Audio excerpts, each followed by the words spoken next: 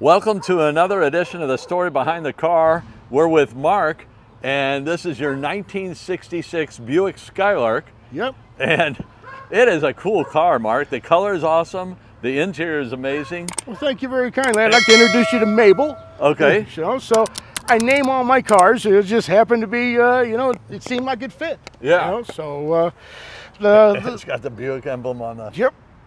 The car looks badass, but it's a Buick. Exactly. Yes. When I went to go buy this car, it was exactly what I said. Yeah.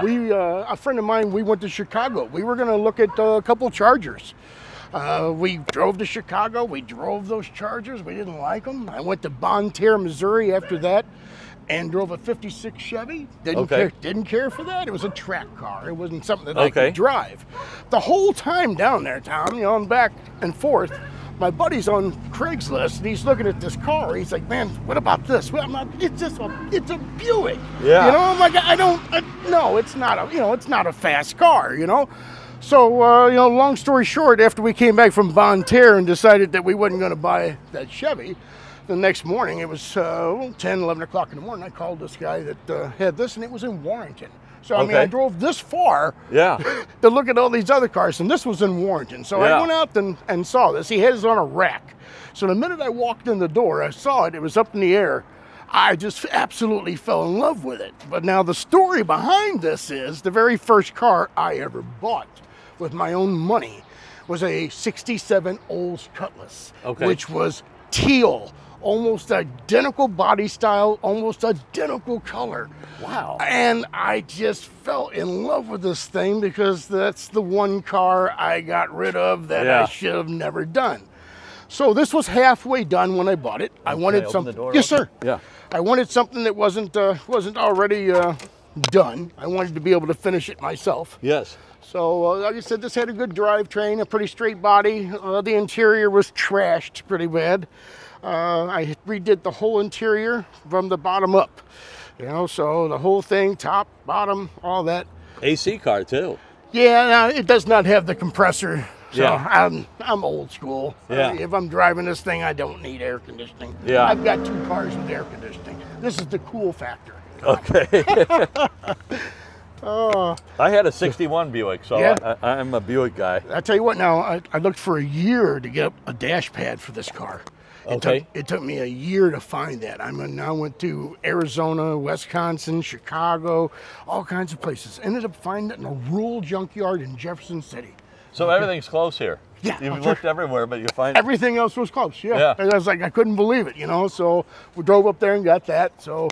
Now, was it the original dash all cracked, I guess? Yeah. I mean, it disintegrated when I touched it. When I bought the car, I touched it and it just crumbled in my hand. I was like, I didn't know it was going to be such a hard thing to replace. Yes. Nobody wanted to touch it, because you pull it out, you break it. Nobody wants to be liable for that. So, like I said, it's been a work in progress. Yeah.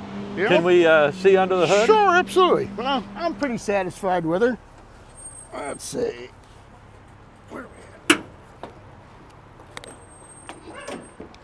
Big old heavy hood, man. And what motor is this? Now, this has got a 350 Chevy in it. Okay. The guy put a 350 Chevy in it just because it would be easier to find parts and stuff for. Yeah. I tried to track down the original motor, but the guy had already gotten rid of the motor. So, so unfortunately, like I said, but it runs and it does what I need it to do, and it looks good, and it's been rebuilt. So, we're going to ride with that for a little while, Tom. Hell yeah. That is very good. If we get to a point where we need another motor, we'll upgrade. Yes. And do you remember where you were and when you were looking for vehicles? You said you were looking in Chicago and looking around in various places. Yeah, we were on the highway, when my buddy showed this thing to me, and it was on a video. The guy was backing it out of the garage where it was at.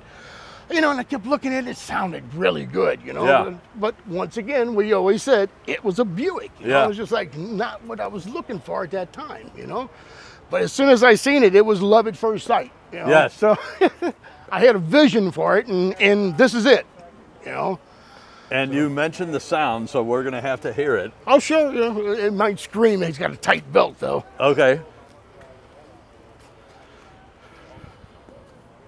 The color is just amazing. It's called, Sea Foam Green. It's an original Buick color. Yeah.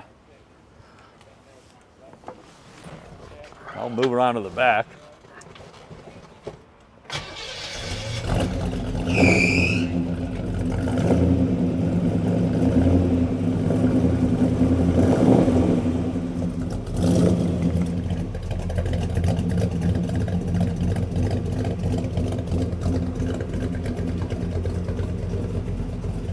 That sounds very nice, Mark. Thank you. It gets itself down the road. Yeah. We redid the stereo, put kicker panels in. It didn't have any stereo. I did replace it with a factory retro. Okay. You know, tried to keep it as stock as I possibly could. Yeah. Yeah, you don't see a Buick with a center console very often. No, that you do not.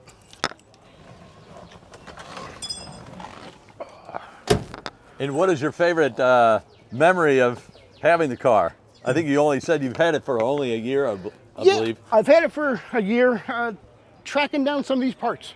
Yeah. Really, it's been a quest. Yes. You know, it's get the parts and put your dream together. Yes. You know, so yeah, I've enjoyed searching the stuff. Yeah. Outstanding. Well, anything we haven't mentioned that we should before we wrap things up? Buy a Buick. Okay. Wouldn't you really rather have a Buick?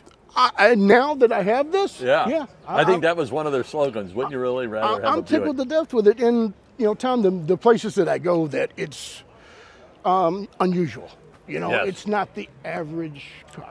So, you know. I loved having my Buick because people would always mistake it for something else, and then they say, "Oh yeah, it's a Buick." Almost everybody thinks it's a Chevelle." Yes. You know, so yeah.